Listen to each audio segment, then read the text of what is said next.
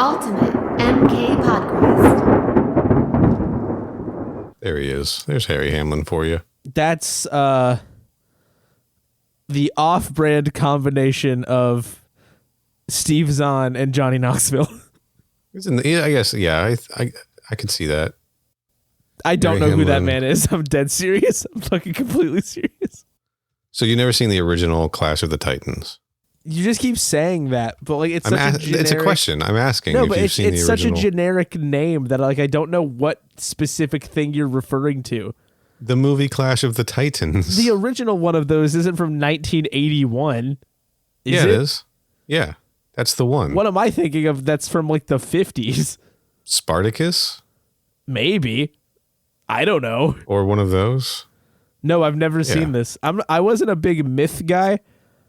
Well, I know. This is just like a cultural touchstone. This was kind of like part of the whole like sword and sorcery revival. Clash of the Titans was a big one. I see. Let's find out. 1981 fantasy adventure film directed by Desmond Davis and written by Beverly Cross. Loosely based on the Greek myth of Perseus. Stars Harry Hamlin, Judy Bowker, Burgess Meredith, Maggie Smith, and Laurence Olivier. Special effects by Ray Harryhausen, right? Release the Kraken, right? Yeah. That's where that's I know where who that's Ray from. Harryhausen is. I'm not an idiot. But that's where that's from. Right. Release the Kraken. I think that's from the remake. I know so few Greek names, man. I just opened the Wikipedia page for Perseus Yeah. because it felt like kind of familiar. Yeah. Nothing. Fucked if I know. I will say greatest like Hollywood glow down is going from Harry Hamlin as Perseus to then in the remake fucking Sam Worthington or whatever as Perseus. Oh, I remember that movie. I didn't see it, but I can picture that. It's like they didn't want it to be as good as the original, you Yeah, know, but Sam like on Worthington purpose. was having a moment I don't understand why. because he was in Avatar and it made a lot of money. Sam Worthington, I know you're listening. Fuck it. I'm not a fan. I don't get it. I don't get why he was in fucking everything. Him and Jai Courtney. I don't understand. Yeah, but Jai Courtney, that's a cool name. It's a cool name. Also, he's but, like, Australian. You got to really tread carefully here. yeah, you're right. You know what? Is he actually Australian or is that just, Isn't he? just being culturally insensitive because he played Captain Boomerang in the Suicide Squad? I didn't see that movie. I thought he was Australian for real. He is. Okay. Do I look like a guy who watched the Suicide Squad? Well, I do have to applaud the authenticity in casting then for the Suicide Squad films. I did not. I have not seen a superhero film in a minute, and I don't say that to sound cool. I'm just trying to paint a picture of my cultural awareness of those things. It's been a while. I was never like, oh, sweet, the new Sam Worthington movie is out. Can't wait to fucking see that. Right? Yeah, but his movies must have been making money, right? Well, I mean, Terminator Salvation didn't. Yeah. So they okay. rebooted. So they had to like reset and did a new Terminator with Jai Courtney. And then that one sucked. Wait, which one's the Jai It Courtney did one? actually. That one actually didn't suck. He plays Kyle Reese in Terminator Genesis. A movie people just hated on principle. God, we're threatening to do that one, and they made another one. Oh, we got to talk. We have to have an off-air conversation about that. Would you want to do that? Kind of, but more. Censor that. Put a big car engine sound over it. Yeah, I will. I will absolutely put the car I know engine you will. sound. I believe you. So That's funny. Yeah, I mean, I don't know what deal Sam Worthington made with the devil or something. yeah, All I know is there's something that I like about him. I'll tell you what it is. what's that? His If you jaw. if you Google him, he's just in a hoodie in his picture. Like he's clearly on some kind of carpet of some description, Okay, hold on. but he's just in a hoodie. He's also Australian. What? Okay, well, I'm glad in the race between The arms race. Whoever The wins, arm- we the lose. Australian Between arms Sam race. Worthington and Jai Courtney. Well, I'm glad Tom Hardy landed the role of Mad Max and not one of these two fools. Did you see? that- Did you see the? That would have been dangerous. Did you see the article the other day where they were like, No. they thought about making an Eminem? For Mad Max? Yeah, I'm not even fucking joking. You can Google that. Marshall Mathers himself was going to be. The titular Marshall Ooh. Mathers. I don't know about that. It's real. They were considering it. Longtime listeners know my love for the movie 8 Mile and Eminem in general. In fact, Corey, you know that every time we start to record, I say, "Where's my snare?" You do say that. We Right? had that exact conversation literally today. I say, "Where's my snare?" And then I say, "Right?" Like Eminem, right? "Where's my snare?" Right. 100% of the time I do that. Yeah, so glad he was not in Fury Road oh man, I don't see it. Yeah, me neither. I don't see it. But you think he and Tom Hardy are friends, right? Because as you Tom informed Hardy me and that, Eminem. Yeah, because that Venom song was for the movie, and I didn't know that. Oh, I don't know if they met. Do you think they met? I bet they hang out. I don't know. What? I okay. bet. Okay, so here's what I need you to do in your mind. Yeah. I need you to picture Eminem. Uh-huh. I need you to picture Tom Hardy. Uh-huh. Picture their friendship. Yeah. What activity are they doing when they get time to hang out? Can I make a pitch? Yeah. It's airsoft. Airsoft? Okay. Airsoft, God. I feel like they would both kind of like low-key be into like those tricked out RC cars. That's kind of sick, actually. Yeah. Oh, maybe that's better. What if they went like karting? Karting? Yeah. Like go-karts? Yeah. Hell yeah. Oh yeah, they would absolutely do something like that. Yeah, I think maybe they're doing Together. that. Maybe they're doing that. Also, both of them huge whack-a-mole fans. Like to go down to the arcade, play some whack-a-mole. How fast do you think that Eminem could say a tongue twister, including the word whack-a-mole? And would his head just start spinning around like he was possessed by a demon? Eminem whack-a-mole. Let's see if he's done it already. Remind me lyrics. Yeah. Okay. Are you ready for this, Corey? Yes. No, I'm not, but yes. Yo, I bust in, devilish grin, disgusting, asshole freckled cheeks, and a butt chin. Calling all party animals, get on the floor. When I pop up on some whack-a-mole shit in search of a chick who's stacked and so thick. Gross. So there you have it. Yeah, there's a line I'm trying to think of that he did recently, and it's so bad and it's so fucking funny. Also, That's but an awfully hot coffee pot. It might have been that, actually. Do you want to? How about this? How does this hit you? Uh-huh. I'm looking at your tight rear like a sightseer. Your booty is heavy duty like diarrhea. Oh my God. Fucking dumbass. What the fuck? They Disgusting. Yo. Yeah. They said I rap like a robot, so call me Rap Bot. Okay. Well, that's just... It's the whole line, though. All right. Okay, Eminem. Bro, what? Also, if you Google worst Eminem lyrics, it says people also ask, does Eminem have a bad song? He's got a few. I'm generally a fan overall. Holy shit. That's an awfully hot coffee pot. By the way, look at this photo of Tom Hardy when he was younger and tell me he and Eminem would not be like hanging out. Did he get some of those like removed or something? I have no idea. Maybe they're henna, right? I don't think that's usually how that looks in the end. Is that like a big dude. fucking tribal tattoo with like a deer in it? He has these tattoos in several photos. I'm just sending these are just off my hard drive, by the way. Yeah, they're on your desktop next to your pictures of Herman Melville or whoever the fuck we were talking about 5 minutes ago. Harry Hamlin. Yeah. We've been rolling for 15 minutes. Most of that Harry Hamlin stuff's probably getting chopped out. So Yeah. should we do what we're here to do? Presumably. Hey, everybody at home. We are going to do a commentary for Mortal Kombat Conquest Episode 2, Warrior Eternal Part 2.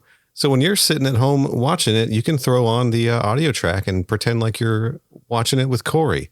Oh, and Neil. Wow. Okay. Do we have to have this discussion? Do we need to talk about it? Do you want to talk about it? No, it's fine. I'm over it. That's an awfully hot coffee pot. Should we get into this? Do you think anyone's jumping in right here? Venom. For Warrior Eternal Episode 2? Do we want to do maybe a fast Corey corner? See what you remember from Episode 1? Oh, fuck. I guess. Put me on the spot, why don't you? We're going to make it a quick one. Welcome to the Corey Corner.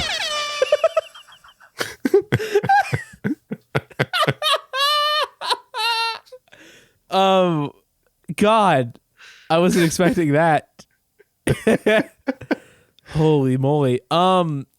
Okay. So, have you heard of the Mortal Kombat tournament? That's going to be really important later. Yeah. Yeah, I've heard of it. Okay, good. Okay, cool. I just wanted to Yeah, I didn't know. Sorry, I didn't realize you were asking me directly. Yeah, I just wanted to I've make heard sure. of it. There's nobody else here, so if I'm asking a question, it's not rhetorical. And everyone listening at home, the boys at mkpodquest.com, write an email. Let us know if you've heard of it. If you have, that's good, because there's this guy, Kung Lao, right? Sounds pretty cool. He wins it. He wins the whole thing. He saves the Earth from being subsumed into Outworld by Shao Kahn, the bad man, and Shang Tsung, the bad man. But now he's like, okay, so I did the thing. I want to go live with my girlfriend, Jen. And everybody's like, actually, you have to train a new generation of warriors to continue protecting the Earth because there's going to be another Mortal Kombat tournament. And if you lose, we're all going to die or whatever. And he's like, but I don't want to do that. I want to hang out with my girlfriend. So what I'm going to do, and this is the overarching plot, just to be clear. We don't have to get into all the specifics. No. He's like, what I'm going to do is I'm going to go talk to my best friend Takeda, who works at her dad's house, which is also her house. And I'm going to be like, hey, world's worst businessman, I would like to marry your daughter. And the businessman says, absolutely the fuck not, and I'll kill you if you ask me again. And he's like, okay, back to square one. Cut to the Cobalt Mines. Shang Tsung, the bad man, is a little upset about losing and being sent to ultimate prison. Yeah. But he is introduced to a woman named Vorpax who's like, what if we tried to get out of ultimate prison? Think about this for a second. And so what her big scheme is there is a scorpion in a cage called the Scorpio, which has the soul of a warrior inside of it, I believe is how that works. Yep, And soul of a great warrior. And they let that out, and it remember earlier when I said that his best friend guards his girlfriend's house? Uh-huh. Well, he's unconscious because he wanted to ask for permission so bad that he beat up his friend. And decided to kidnap Genevieve. That friend is now possessed by a ghoulish demon, and they fight. And let's just say we're in a bit of a pickle, bit of a situation. Meantime, two other key players in this current situation are Zero, his girlfriend's bodyguard, who was willing to play ball with this whole marriage proposal scheme, and Taja, somebody who tried to rob them earlier and is now being held as like a captive prisoner by girlfriend's dad. Baron Rayland. Yes. Yeah. I mean, I remember the name. I just try. You know, I don't know if you knew this about me, Neil.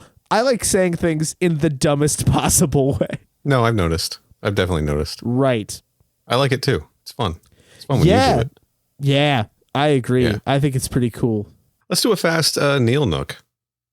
Because why the fuck not? Sure. Welcome to the Neil Nook. It's Gucci. Okay. So, Kung Lao, the great Kung Lao, played by Paolo Montalban. Zero, the bodyguard, is played by Daniel Bernhardt. Taja the thief, Kristana Loken. Raiden and Shao Kahn are played by Jeff Meek. Genevieve, Kung Lao's girlfriend, is played by Jennifer Renton. Vorpax is played by Tracy Douglas. And Shang Tsung is played by Bruce Locke. And Takeda's played by Chris Casamassa. That's it. That's the cast list. And I'm only putting that there because I noticed listening back that you and I have a habit of trading character names and actor names. So just want to make sure everyone's clear on what we're saying. The titular, Paolo Montalban. Should we jump on into this? Sure, I got 45 minutes left. I mean, we're not here to fuck spiders, are we? Going to do the countdown a little different this time. Instead of going 3, 2, 1, play, I'm going to say 3, 2, 1, fight. Right? A little bit more on theme. A little bit more on brand for Mortal Kombat. So does fight mean play? Yes. Okay. Fight means play. Are 3, 2, are we 100% 1, sure? fight. Was that the real countdown? No, that was another test. That wasn't it? Okay. Okay. All right. Is this the real one? This is the other thing. Okay, so last week was round 1. This is round 2. We're going to have 22 rounds of this. So we're going to set it up like this. Round 2. 3, 2, 1, fight. That's how we're going to do it. Okay. Are you ready? I think I get it now. Okay. Round 2. 3, 2, 1, fight. Previously on Mortal Kombat Conquest. It was a dark hour. The final defense of Earthrealm fell on the shoulders of one man, Kung Lao. His opponent was the Emperor's sorcerer, warrior, Shang Tsung. Sorcerer Warrior. Yeah, so we're just getting a recap. We're getting basically the show's less good version of a Corey Corner Yeah, I was right going to say, now. I'm glad we just did this Yeah. so we could show them up. Well, I just want you getting used to it because you're going to do it every time. And let's be clear, we're not going to like follow along with... We're not going to narrate this whole thing to them. All right, so... Is the funniest part of the opening of the show the fact that she kisses him with her eyes wide open? Yeah, that's kind of... Yes, it is. Updates on where we're at. We have counted 5 outfit changes for Jen. I think that's the final number. I think she wears the same outfit, her 5th outfit through this entire episode. We are also at 2 fatalities overall, and Kung Lao has been baited exactly 1 time so far. There will be more. There will be more. This show needs infinitely more Vorpax. I feel like we're going to miss the absence of Tracy Douglas on the episode she's not in, which there are a handful of. Well, we did when we watched it the first time, so. I know. Okay, this scene where Jen puts on the bead shirt, like she's getting ready for bed, that seems uncomfortable to sleep in. We'd have to It's just try me. it. I'm willing to. ko-fi.com/mkpodquest. Donate money, and I'll get a bead shirt and try to sleep in it. Okay. Now new content. Taja's asleep in the jail. Having a nightmare about that thing that just happened. Flashing back to yesterday in her brain. And also today in her brain. And also today in her brain. Yeah, no time has passed. I remember there being weird time inconsistencies in this.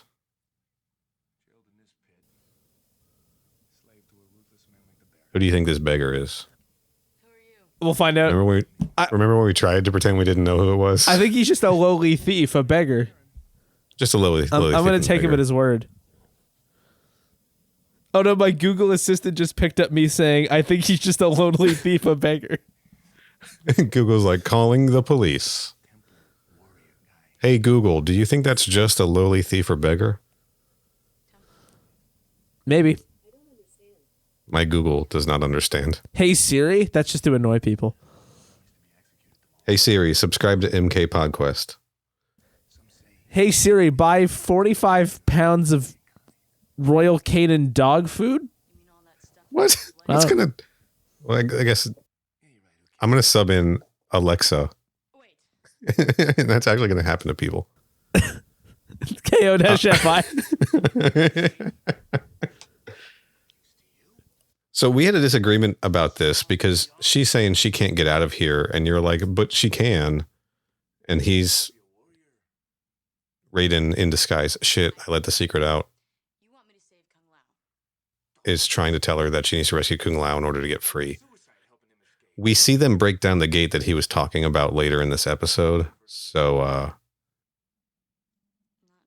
whatever that controversy was that I half remember is cleared up now, or made more confusing by me not really remembering what's going on. No, don't do it, Taja. That's fucked up because it's literally day 1. So it must really suck in there. And Raiden just fucks off. Yeah. She says that and he's like, see ya. Raiden's like, that's too much weight on my conscience. Now we got the intro. Most of the intro footage is taken from like the first 5 episodes of the show, I noticed. I don't think they ever updated either. They don't want to spoil the good stuff. Well, there's so much good stuff in these like first 5 episodes. Look at that. The oily noob Saibot. Sub-Zero. The oily noob Saibot again. Daniel Bernhardt's church pants. I actually do think that, yeah, the long-sleeved Zero shirt doesn't have laces, and then the other one does have laces. We are going to get confirmation in this episode of that. Also, how many when they casted Jeff Meek, were they just like, you can play 600 characters, right? Well, he can. I think he's... No, I know, but like, because he also is like, so you're also going to play Raiden pretending to be a guy, and you're also going to like... Yeah. You're going to pretend to be a beggar, and you're going to pretend to be a thief, but then you're also Raiden, and you're also Shao Kahn, and you're also going to do voices. Guest starring John C. Reilly. Wow. Look at... Okay. That guy's name, did you know that catch the actual name? John Reilly? That is Baron Rayland. Right. Yeah. We're at the trading post. Ciro's getting walked out because he got exiled. Those shields are so funny. She doesn't have beads. Is this a different... No, because she changed out of the bead shirt to run away. This is the same outfit she was wearing. This is outfit number 5. Why do the shields have spikes on them? It's Chekhov's shield. It's going to come into play later. It is incredibly impractical. Could you imagine like troops marching with those shields and like one person trips?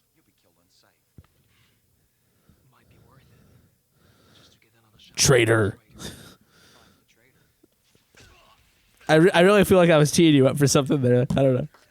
I didn't hear it. He said traitor and then I said traitor.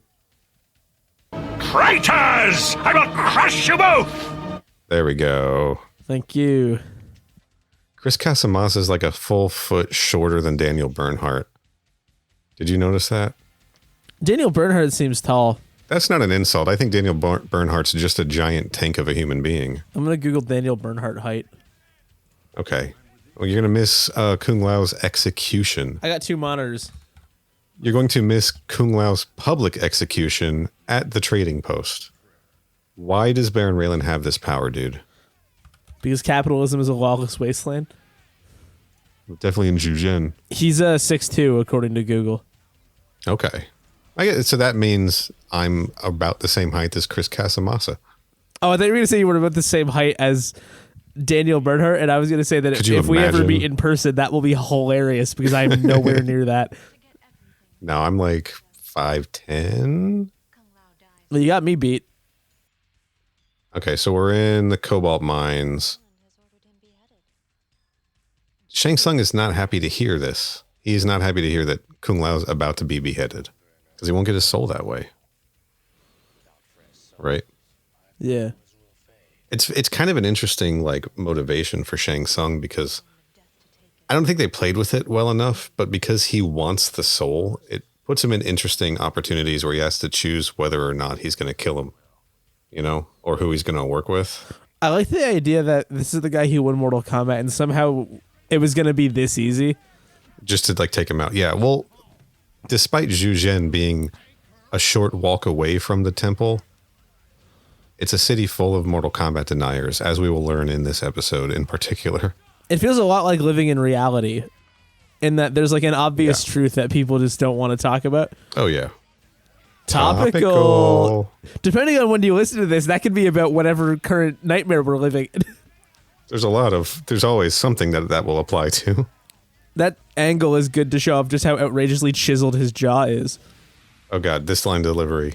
I feel his suffering, and it is wonderful. Gross. Bruce Locke just took a big bite out of the set. Why is the guard being like, he's like shoving the Baron's daughter around? Nobody gives a fuck about Jen. Well, he did say she was property.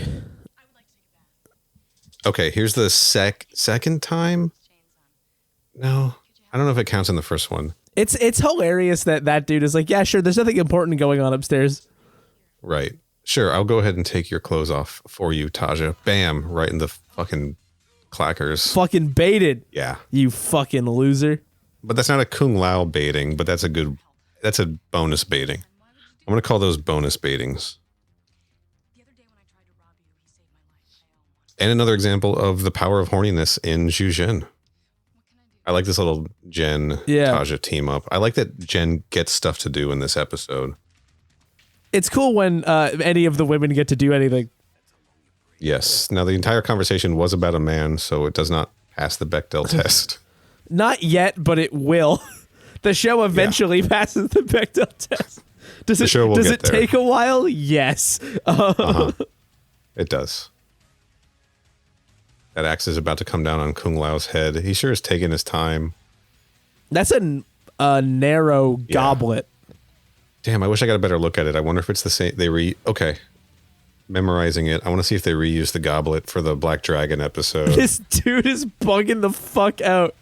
The executioner is like completely high. Oh, shit. Taja's here, and she just took down that fucking executioner. Also, his willingness to just swing that axe wildly at whoever walked into the room just now. The executioner, for those not watching, was Astaroth from Soul Calibur. Traitors! I will crush you both. Traitors! I will crush you both! So Jen's holding her dad at bay with a staff. Yeah. She kicked a little bit of ass. That was nice to see. Keep an eye on them when it cuts back to them. There's a hilarious, there's going to be a cut. It's going to cut back to them, and she just kind of pushes him off the scene. It's very funny. Right here. Right. Nope. Right there. They just didn't know what to fucking do. They're like, all right, we're done. Out of here. So Kung Lao's fighting Takeda, but it is JJ Perry fighting Chris Casamassa, which should be exciting for Mortal Kombat fans every time that happens, right? Yeah, it's pretty based. And I like that Taja is not just instantly knocked out in this fight. For once, yeah. I like that we'll be able to experience our recurring complaints in real time all over again. But it's going to make the moments like this where that doesn't happen that much more enjoyable. Yeah, look at this framing where the fact that there's the willingness to have the separate fight going on in the background. Because that's just a whole logistical challenge into making sure they both work while on camera, right?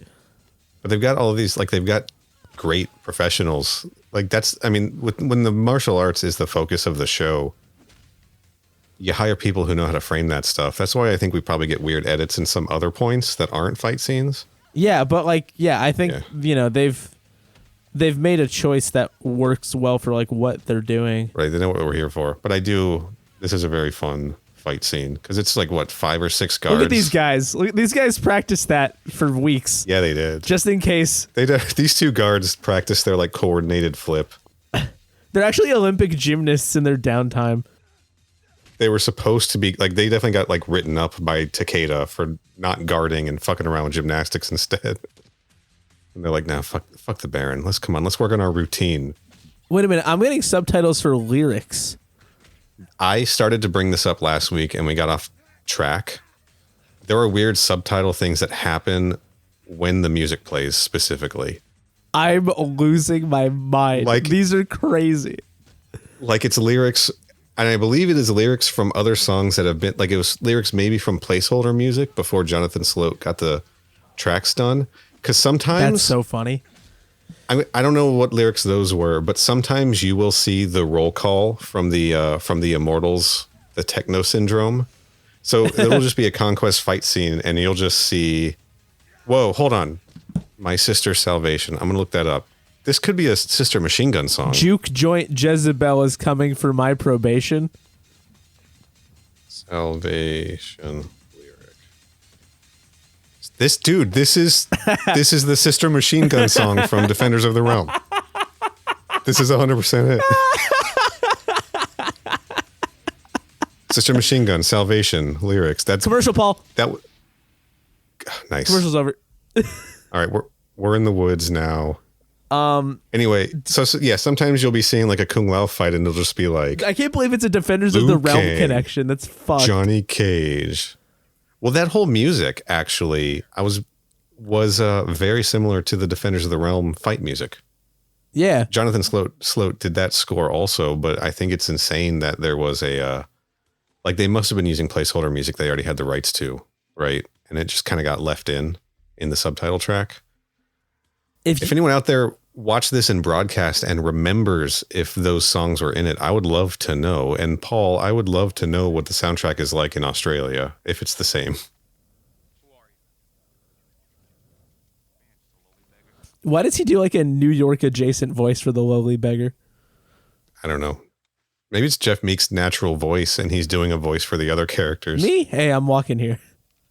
Let's compare it to his Raven voice next week. The one who hears things, moving about as I do. Also, I think this is our first Apple. I'm going to make a note of that also. Apple's one. Okay. They all went quick.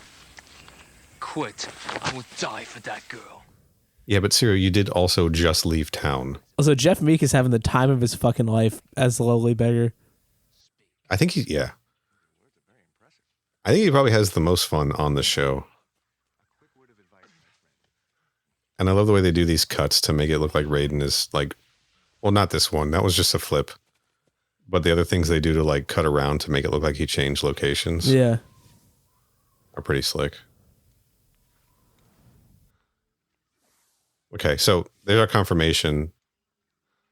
Sears wearing his dark pants, and he is wearing his short sleeve shirt with the strings. So here's my question. Yeah. I don't know if we've discussed the logistics of this. How does nobody have like chest hair at all? Probably just kind of a taboo thing in Zhuzhen, right? But how you getting rid of it in ancient I don't know, dude. fantasy times? Well, there is that spa that they go to in a couple episodes. Maybe it's a service they provide there. Maybe they use Noob Cybot slime. There you go. Okay, so this is the gate that I was stumbling around earlier that they needed to break out. Like if Taja wanted to escape the basement jail, she would have had to get through this, and they're breaking through it to come back in. Because now they're in her cell, so there's something kind of fucked up that she like had a window to the outside in her jail cell that she just couldn't get through, like psychological torture. Or it was just already in the set, right? I don't know. It is kind of silly that Taja and Kung Lao escaped and are now breaking right back into the trading post. Yeah, but It's that's television, baby. But I imagine like they ran out of that courtyard, that execution courtyard, and then just like ran around the corner and broke back in through the gate. And now they're just hanging out down there and there's no guards searching for them. I mean, they won. That's the thing, right, though? They won already. The goal has been achieved, so they can just do this now. Sure. They beat everybody else up to death. Right. Yes, that's true. I didn't think about that. Everyone's dead except these two. Then why didn't they just go in the front door? They killed all the guards. Because it's fun. It's fun. So this is the scene that humanizes Taja so that we don't think of her as just a thief. Now we can think of her Right. as somebody who wants to have beautiful gowns. Yeah, and wants to be rich. The defining character trait of what a woman character should be. I know it's not literally just that, but it's very easy to make fun of how they kind of fail to handle this in some ways. Yeah. They even relate it back to her needing a boyfriend in about 3 seconds. How did you know that? I remember. What's that like? Why does Kung Lao choose to stand there to say this point? He just had to make sure he hit his mark.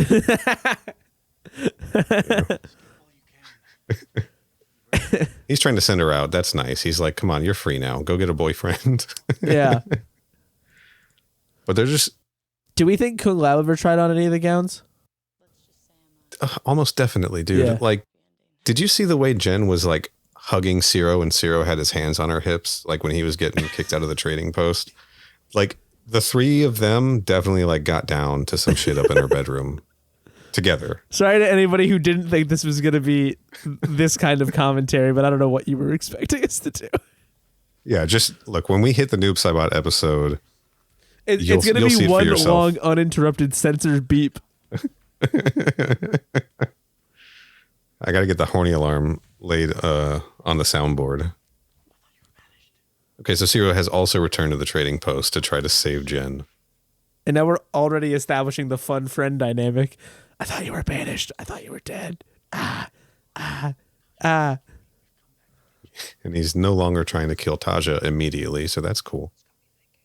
He just dropped the beggar. Oh, you have a hunch, Zero? Yeah, we fucking beat up her dad. Yes. Let's go up into her bedroom. I bet nobody's in there. Long gray hair, bright blue eyes, about this tall. His name's Raiden. He's the thunder god and protector of the earth realm. They don't listen. Look at this. Thunder God. Both of them. Both of them denying Mortal Kombat. Denying the obvious. Already. And they're going to do that for about Yes. 20 more episodes. 5 or 6 maybe. We'll see. We'll keep track of that too. Okay. Mortal Kombat denial. Zero and Taja.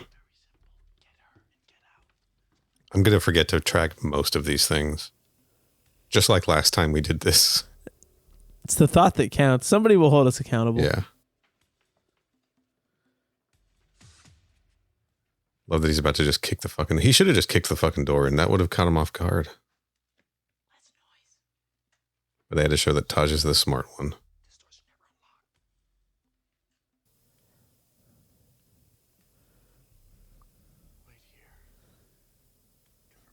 I'm going to need you to back me up on if this is the same outfit for Jen or not. I'll try. Kung Lao is sneaking into this room, which is absurd because there's 27 people in here and he's acting like he can't see them. Where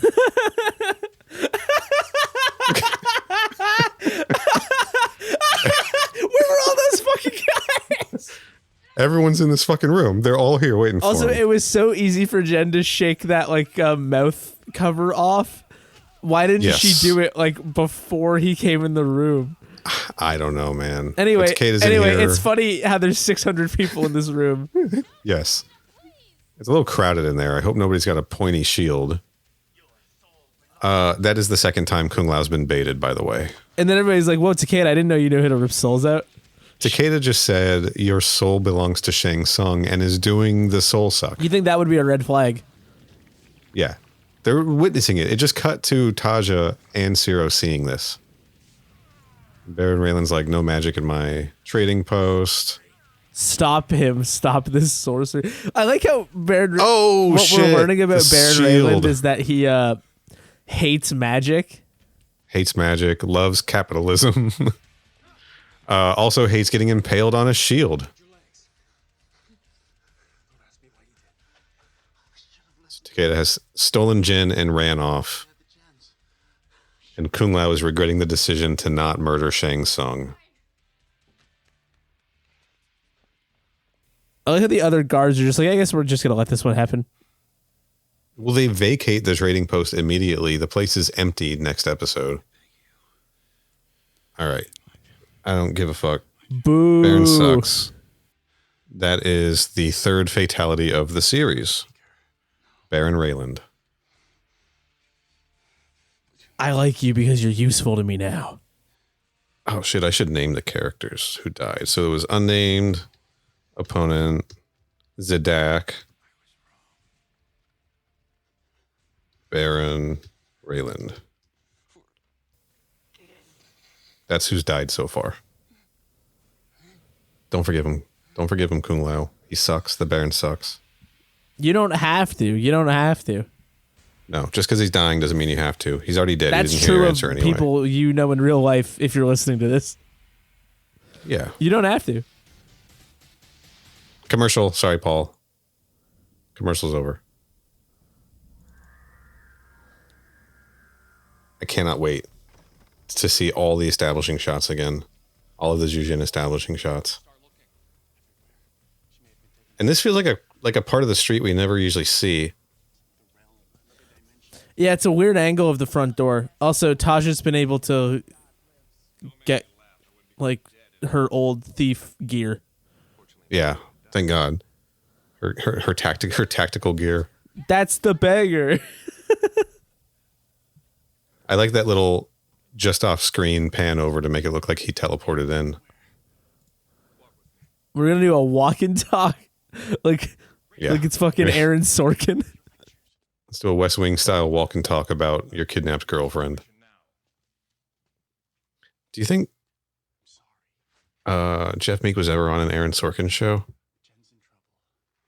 Yeah, I feel like he would fit. Yeah, sure. IMDb Jeff Meek. I don't care. Tell me where she is, Raiden. I have to save her. Let's see. What did he make? Like West Wing? Yeah. Studio 60 on the Sunset Strip. Whatever that is. I don't even know what that means. Remo Williams' The Prophecy TV movie. He played Remo Williams on that. I don't know what that is either. He wrote The Social Network, I guess. No, Jeff Meek was in Remo Williams. Hey. I'm looking at Jeff Meek's IMDb. Raven, Return of the Black Dragon. Hell yeah. Oh, and I guess Kung Lao searched his mind and realized Takeda took Jin to the temple.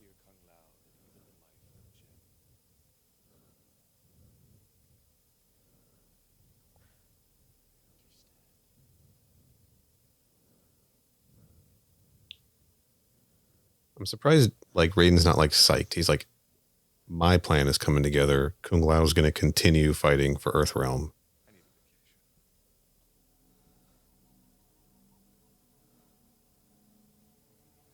All right, now we're at the temple.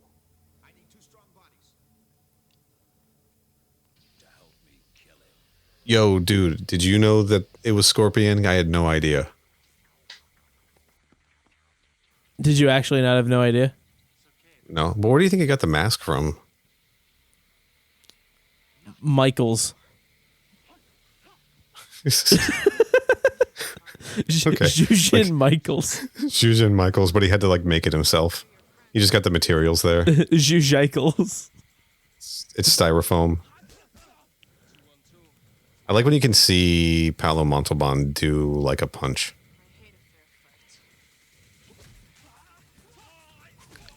All right, so again, we get to see Taja kick some ass. Her and Ciro beating up these possessed Shaolin guards. Yeah, I like that it's like ass kicking heavy this episode. Yeah, there's a lot of action in this. And Kung Lao's running on to the, whatever, the temple. That's the word. And you're the one who pointed out in a couple of these shots, you can see him still running in the background, which is pretty nice continuity.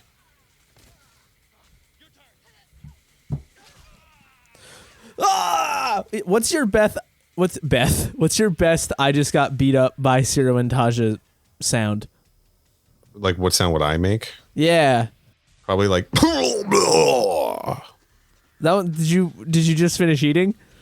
You're just a bit like pukey. I imagine I got like punched in the stomach and all the air and stuff escaped. Takeda is no more.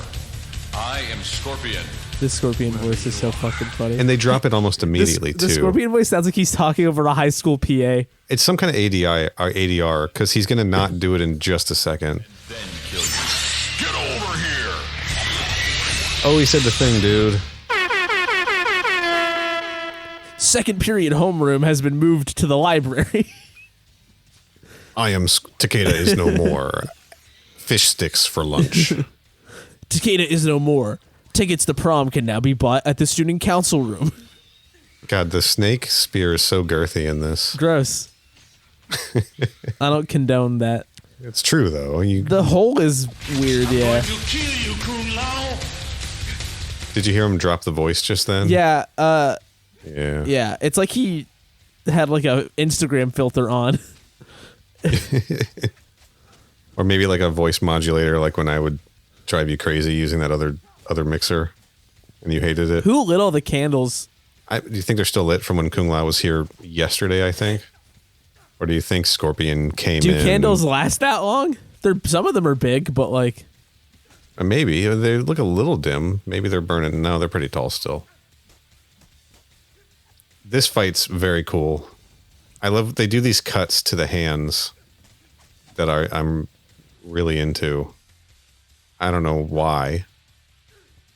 or what I'm even trying to talk about. Like this stuff right here. They're like, I love that. Yeah, they're cutting into closer shots to show you like what the action actually looks like. You can see like the technical like ability of the dudes. Yeah. You know, and I think that's very cool. The revelation. Is it going to do it again? What? The revelation. Your death will set me free. All right, we have to figure out what song this is. The revelation. The revelation. It's probably the same song. It's just said the revelation 600 times. Set me free. Phil Wickham, Living Hope lyrics. Nope, that is a. I can't reject this definitely. empty hole. I cannot dent the bloody cast. This empty. I can't believe. Your soul is mine, I think, is dialogue. Oh, this is Juke Joint Jezebel by KMFDM. Yeah, it said something Jezebel earlier, too. So I'm assuming that was... he just did a cool flying punch. Anyway, we're talking about a lot of things all at the same time right now. The revelation. Yeah. It's like they just used that. I think it's that More Combat CD that Threshold put out after the Annihilation soundtrack sold like hotcakes.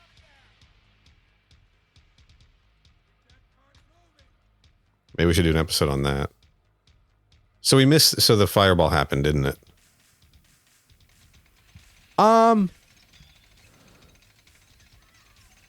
Maybe. I'm gonna be honest. I don't know. You asked me, and I don't know. I don't know how to answer. Okay, so Jen is because we cut back to this. So Jen is down. Scorpion spit a fireball out and Hadokened it at her. Right. Yeah, and now she's dying and gonna do her best acting. Performance of a lifetime. Imagine right saying here. almost and not yes. Judge. Well, Not even all. Well, that could have been anybody. The jig would have been could up. have been anybody. Yeah, she just heard him scream throughout the room, so I think she'd be like, "You're gonna lie to me right as I die." That was Corpian say. It's a completely different guy. Was that Scorpion in Pig Latin? Yeah. You idiot. Yeah. So techno music plays. Boom. Why does Scorpion leave just so they can have that one moment and then it's like, I'm gonna kick your ass again, you motherfucker? I know he was recouping because she hit him in the back with a candlestick is what happened. He had to like heal. I don't know. It was a messy edit. There's your favorite thing, Corey, a styrofoam column. But the sound it made was so loud. Clearly it was heavy. Also, the way he just sits on the ground like a toddler and swings his arms is so fucking fun. And does the hand thing. Yeah, that was really good. Here we go. Kung Lao's getting serious now because his girlfriend's dying. No lyrics to whatever music's playing now, so. Nah, it's just fucking hardcore. This fucking over the head drop kick, dude. Brutal. That's a hell of a stunt, too. And now the earth is cracking open, revealing lava underneath. This is extremely sick and based, and the lighting is awesome. Yeah, it doesn't matter that it makes no fucking sense. No, it doesn't. You're right. It looks cool, but so you see Taja witnessing this, right? Yeah. Like over Kung Lao's shoulder. She will deny weird shit in about 2 or 3 minutes. Yeah, but if somebody did that shit to me, I would also be like, am I sure? Am I asleep? Did I get hit in the head? Am I dead and Jen's alive? Am I dead? Are you dead? Is anybody dead?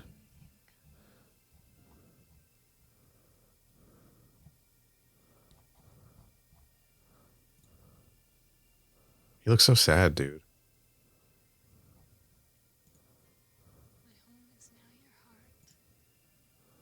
Jen just gave him a key. Spoiler alert, it's the key to the trading post. And also her heart. Well, the home is her heart. Or his heart. Her heart is his home. Home is where the heart is. She said, my home is now your heart. No rules, just right. Outback Steakhouse. Eating good in the neighborhood. Chili's, I think. Bit. Ba ba ba ba. I'm I'm loving it. loving when my girlfriend dies. Nobody clip that. It's not important. Putting it on the soundboard. You don't need to clip that. Bye, Jen. We'll miss you. Yeah. She'll be back. Why is it just a candle that looks like the rest of the candles? Why is he relighting them? They were already lit. Maybe they went out. So Kung Lao is mourning the loss of Jen. So that's kind of sweet, I guess. I mean, it's like the most important person in his life. I guess I believe that they were in love. I was struggling with that last week. So now Raiden's like, now that all the obstacles are out of the way, you should get back to work. Which is fucked. This realm of yours is the greatest prize in the universe. And now that Shang Tsung has taken Jen into Caden, So this is just the expositional setup for the rest of the show. Norman will stop at nothing to defeat you. New ninjas are going to come every week to try to kill you. Monster of the week, etc., etc. Yeah. Fighter of the week, ninja of the week. That sounds weird to say. Ninja of the week. Much like a little show called Raven starring Jeff Meek. The city of Zhujin is not just the center of your world, but the cross Convenient. So the city of Zhujin must find a place in the heart is the crossroad of many realms. where you can find and train new fighters for the next. I kind of like how consistent Threshold was with putting Earthrealm at the center of all of this stuff, right? And I kind of like the idea of it being a crossroads, like an intersection point, as opposed to Outworlds just conquered everything else. So what the fuck is next, you know? It's a more interesting setup for me, I think. If they were gonna rename the steakhouse or whatever Baron Raylan Imports, Raylan Imports. whatever it is, what God damn it. what do you think they should make the new sign say? It's the Combat Club. We've already named it. We named it No, I over know a year ago. we named it, but like they Oh. should, if they were like, we need to rebrand. Thick Zeros, Thick Doors. Because it's got those big doors on the outside, right? So they should just call it. I guess I shouldn't have asked because we're not going to come up with anything funnier than we came up with the first time. They should just call it Thick Zeros Emporium, right? Theros. And then the doors would be Thick Zeros, Thick Doors. Old footage. A completely different Thai temple also. They used to for filming. So here's where Taja's gonna be a denier. Take it from me. It's always there. Probably right. I just want to do something useful for a change. Very admirable. Look, I'm offering you my help, Kung Lao, in this mission of yours, but don't make me beg. Since when did you become a believer, Tasha? I'm not, but I have to admit, I don't know. It saw sounds like some you might be. very strange stuff. Yeah.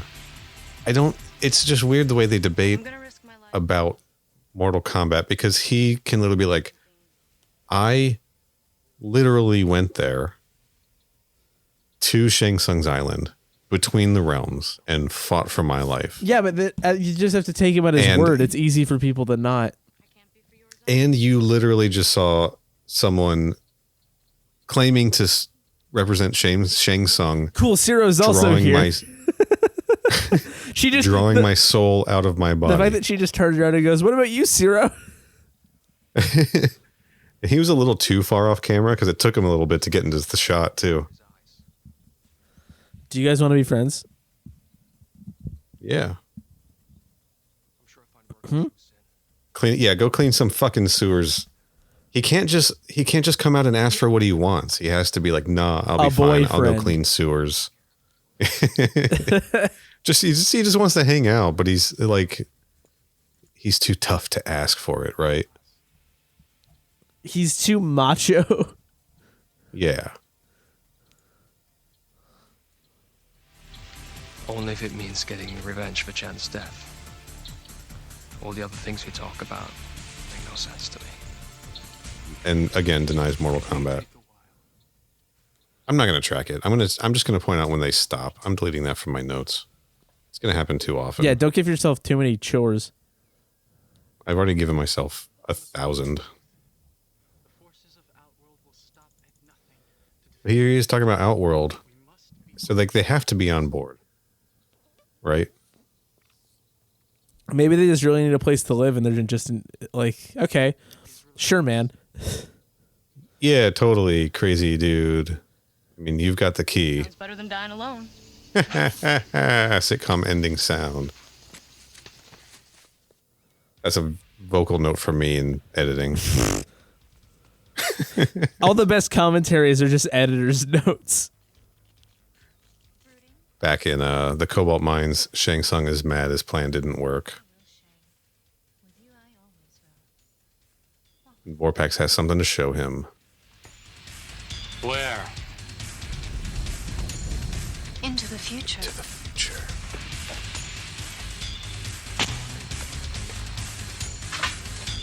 I do like the way they set up the formula for the show through these two scenes. Yeah, it's cool.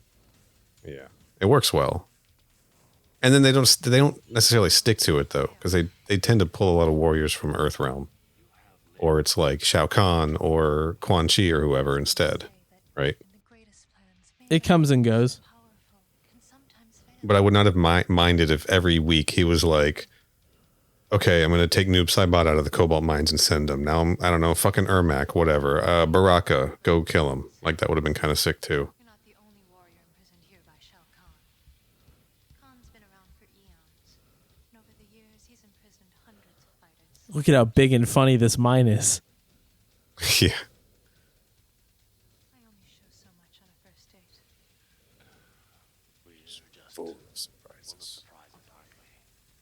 It would be really funny if this whole commentary was just us saying lines slightly after the actors say them. Well, I was saying it on time with mine. I don't know what you're talking about. We must be a little off. Slightly off for me. Also, I like the shot where they're just tiny.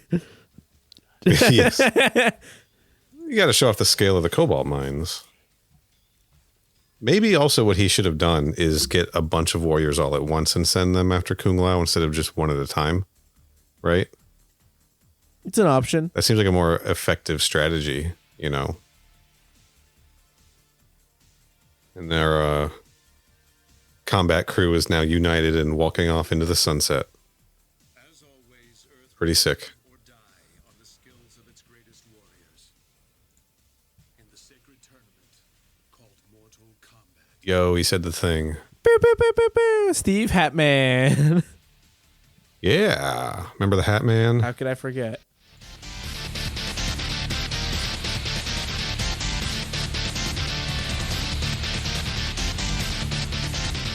What'd you think of this one, dude? Episode 2. Sing it for the second time. It was good. I am kind of at the point where I want to get to the fun stuff. Not that this episode doesn't have that, but I feel like the second half gets a little more just like, okay, now we're going to go set everything up. When it gets a little bit more serialized and you've got all the villains in place and everything. Well, we just know what's coming. But like, I do think that the early stuff where it's wrapping up the getting the gang together and like interrupting the execution and all that's like really good. Yeah.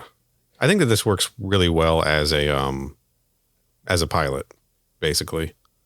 You know, but I think it's the kind of thing you could sort of, I mean, if it wasn't so obvious that they were setting up a series at the end of it, I think it also would have worked pretty darn well as like a direct to video Mortal Kombat movie on its own. Yeah, the stakes might have seemed a little bit low, relatively speaking, right. But no, I agree. I think it could have worked for sure. Yeah. Like straight to the video store or something. Yeah, well, if they were doing like a Journey Begins-esque, like it's a Mortal Kombat video cassette experience. Right. Or like was it NASCAR Racers, the movie that led into NASCAR Racers, the TV series? Probably something like that. Yeah. Starring Herman Melville, or whatever the name was from before. I just keep saying Herman Melville. Harry Hamlin. Yeah. It's only been an hour. Okay. Should we call it now? Yeah. It's the episode, right? I don't know how many commentaries have bonus features, but I mean, we're not here to fuck spiders, We're are not we? here. It's my favorite button, dude. Okay, I can't do an Australian accent, but here goes. No, now that I've said here goes, I just started laughing and it's going to make it sound a lot worse. Also, neither can I. We're not here to fuck spiders, are we? I just can't do it without laughing. Sure, do it. Come on. Do it for Paul and I Dominic. need to get composure. Do it for Jai Courtney. This one's for you, Jai. Now, that's how they say that. Like, now. We're not. I can't do it. I'm laughing. That was good. No, that was a good start. Can I hear it again? Yeah, absolutely. I mean, we're not here to fuck spiders, are we? We're not here to fuck spiders, are we? Fantastic, dude. Fuck yeah. I can barely get through that without laughing. Can I try to do a better one next week? Sure, yeah. Keep practicing. We'll just track it. By the end of the show, I'm gonna be fluent. Let's wrap this up. We have Jen at 5 outfits. Kung Lao has been baited twice. And there was one bonus baiting that I already forget. Oh, when Taja baited the guy into freeing her. We are at 4 fatalities. An unnamed opponent of Shang Tsung's in Mortal Kombat. Zidak, also at the hands of Shang Tsung. Baron Rayland at the hands of a clumsy guard and half-scorpion Takeda. And of course, Jen at the hands of full scorpion. And we have seen 1 apple so far. Okay. Next week, we're going to finally talk about some fucking Raven, dude. I'm excited. Yeah, I guess we finally have to do that, huh? We've been teasing it for like 6 years. Yes, I cannot wait. More Jeff Meek action, but it also features another Mortal Kombat alumni. Maybe you've heard of him? Guy by the name of Kari Hiroyuki Tagawa. The one and only. And that is not a commentary. We are just going to watch and discuss the pilot episode of Raven from 1993 titled Return of the Black Dragon. Not to be confused with not any other Black Dragon. Yeah. But when we get to the Black Dragon episode of Conquest, we'll be able to compare that Black Dragon to this Black Dragon, and that'll be fun for me. It'll be fun for at least us. It'll give us something to talk about in any case. And when you get right down to it, that's really all podcasting is.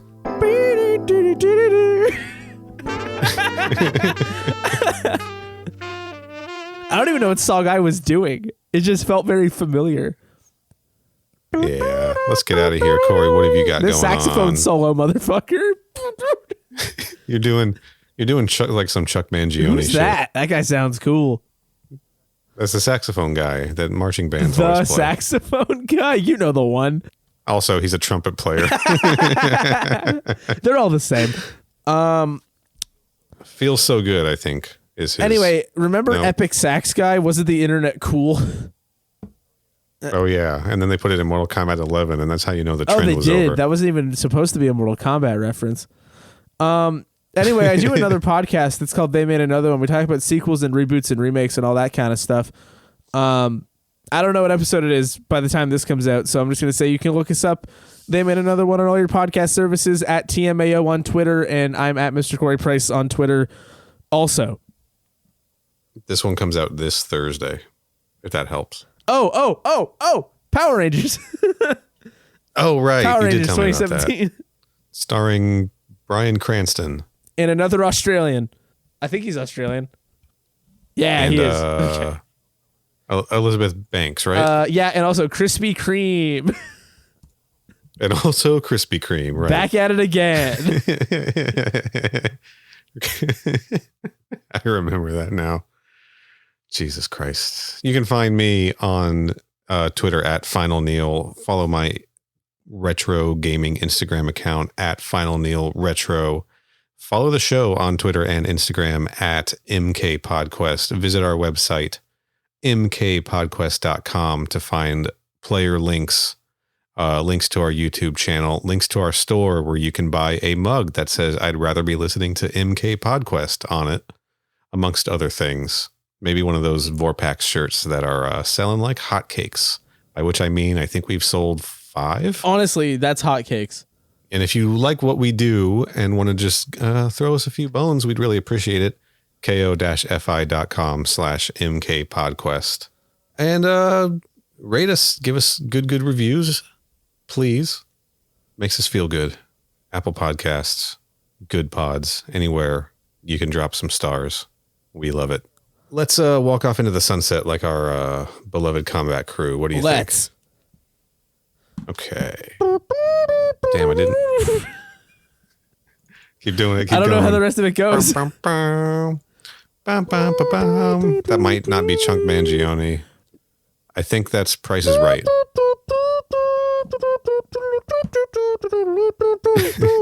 I'm just freestyling. I'm freebasing now. Whoa, dude, that's not good for you. Don't free. It's pretty extreme, dude. Come on. That's like a whole nother level.